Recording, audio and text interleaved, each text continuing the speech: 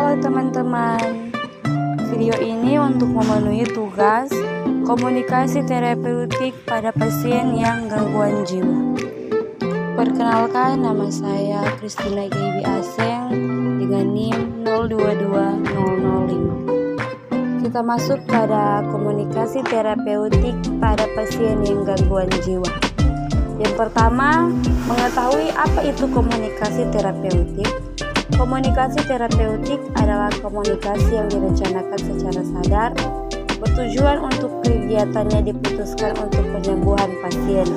Teknik komunikasi terapeutik merupakan cara untuk membina hubungan terapeutik di mana terjadinya penyampaian informasi dan pertukaran pikiran dengan maksud untuk mempengaruhi orang lain. Yang kedua, fungsi komunikasi terapeutik. Fungsi komunikasi terapeutik adalah untuk mendorong dan mengajarkan kerjasama antara perawat dan pasien, mengidentifikasi dan mengkaji masalah serta mengevaluasi tindakan yang akan dilakukan dalam perawatan. Kita masuk pada komunikasi pada pasien gangguan jiwa. Komunikasi pada penderita gangguan jiwa membutuhkan sebuah dasar komunikasi tentang ilmu komunikasi yang benar.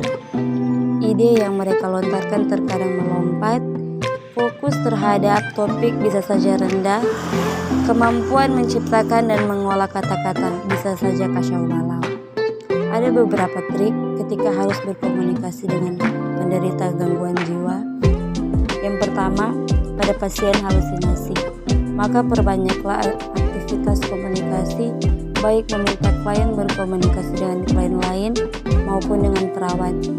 Pasien halusinasi terkadang menikmati dunianya dan harus sering dialihkan dengan aktivitas fisik. Yang kedua, pada pasien harga diri rendah harus banyak diberikan ke informan. Dan yang ketiga, pada pasien menarik diri sering dilibatkan dalam aktivitas atau kegiatan yang bersama-sama. Ajari dengan contoh cara berkenalan dan berbincang dengan klien lain. Yang keempat, pada pasien perilaku kekerasan. Khususnya pada pasien perilaku kekerasan, maka harus direduksi atau ditangani dengan obat-obatan sebelum kita support dengan terapi-terapi lain. Jika pasien masih muda mengamuk, maka perawat dan pasien lain bisa menjadi korban. Kesehatan jiwa sering berpijak pada beberapa komponen. Beberapa komponen tersebut adalah yang pertama, support system. Support system adalah dukungan dari orang lain atau keluarga membantu seseorang bertahan terhadap tekanan hidup.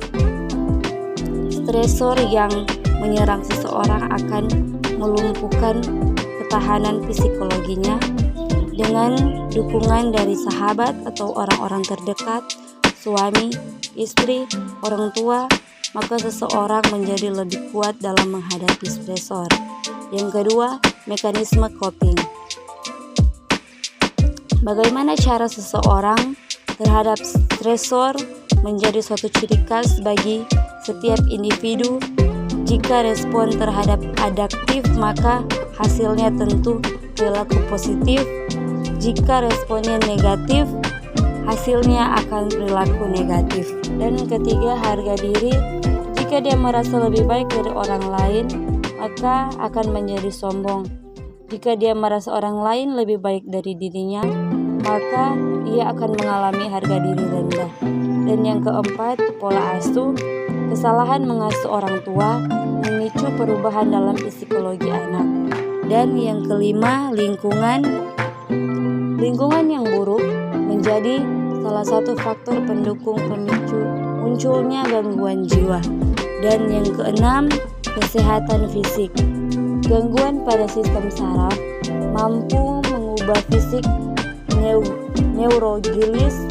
Dampak jarak panjangnya jika yang terkena adalah pusat pengetahuan emosi akan memicu gangguan jiwa.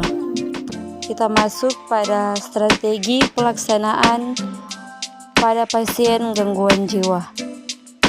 A. Proses keperawatan. Pertama, kondisi klien. Data subjektif. Yang pertama, mengungkapkan keinginan bunuh diri. Yang kedua, mengungkapkan keinginan untuk mati. Dan yang ketiga, mengungkapkan rasa bersalah dan keputusasaan. Yang keempat, ada riwayat berulang percobaan bunuh diri sebelumnya dari keluarga. Yang kelima, berbicara tentang kematian, menanyakan tentang dosis obat yang mematikan. Yang keenam, mengungkapkan adanya konflik interpersonal. Yang ketujuh, mengungkapkan telah terjadi korban perilaku kekerasan saat kecil. B. Data objektif. Menunjukkan perilaku yang mencurigakan. 2. Ada riwayat penyakit mental. 3. Pengangguran atau tidak bekerja, kehilangan pekerjaan, atau kegagalan dalam karir. Yang keempat, status perkawinan yang tidak harmonis. Yang kedua, diagnosa keperawatan yaitu risiko bunuh diri. Yang ketiga, tujuan kasus. 1. Klien dapat meningkatkan harga dirinya. Yang kedua, klien dapat melakukan kegiatan sehari-hari. Yang ketiga, klien dapat perlindungan dari lingkungan. Keempat, tindakan keperawatan yaitu memberikan manajemen coping. Dan ini merupakan sumber dari materi yang telah saya bahas tadi, yang bersumber dari www.academia.edu tahun 2016. Oke guys, terima kasih ya telah menonton video saya.